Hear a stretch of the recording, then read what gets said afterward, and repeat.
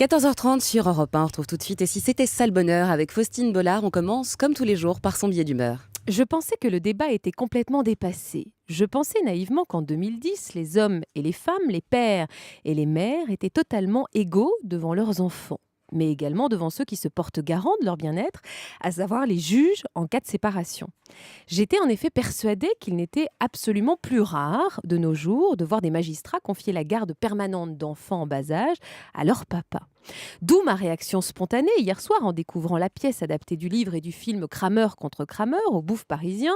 L'histoire se déroule à la fin des années 70, donc non, à l'évidence, la toute-puissance de la maternité dans un tribunal, ça n'est plus d'actualité. D'ailleurs, aujourd'hui, une femme qui laisse ses enfants à leur père n'est plus moralement condamnée ou pointée du doigt. Du moins, c'est ce que je croyais avant de sortir de la salle. Là, au bar, alors que je feuillette le programme de la soirée écoulée, je surprends une conversation qui me semble d'un autre âge.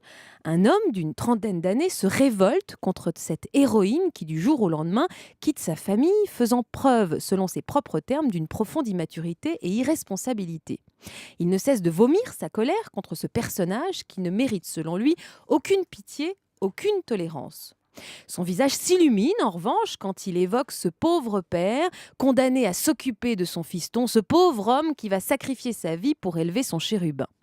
La petite amie de ce critique improvisé bondit alors sur son siège. Si Ted Kramer avait été plus à l'écoute de sa femme quand elle lui parlait pendant 6 ans de sa souffrance de femme au foyer et de son désir de travailler, elle n'aurait pas fini excédée par claquer la porte du jour au lendemain.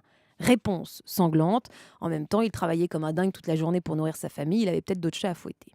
Je suis complètement effarée. Le débat est donc toujours d'actualité. Une femme qui choisit de privilégier une autre forme de reconnaissance et de ne pas élever son enfant est donc forcément une mauvaise mère, une femme indigne, alors qu'un père qui ferait la même chose serait juste un homme ambitieux et carriériste. À aucun moment n'est soulignée la forme de courage de cette femme en souffrance qui pense peut-être aussi avant tout au bien de son enfant en choisissant de s'en séparer, puisque c'est aussi ça dont il s'agit. Je sors du coup assez abasourdie de cette représentation. Selon moi, Kramer contre Kramer défend les femmes au même titre que les hommes.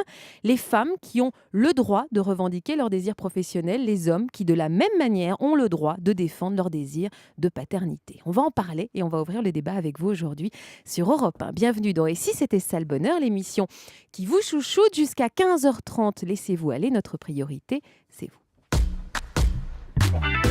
Europe 1. 14h30, 15h30, et si c'était ça le bonheur ?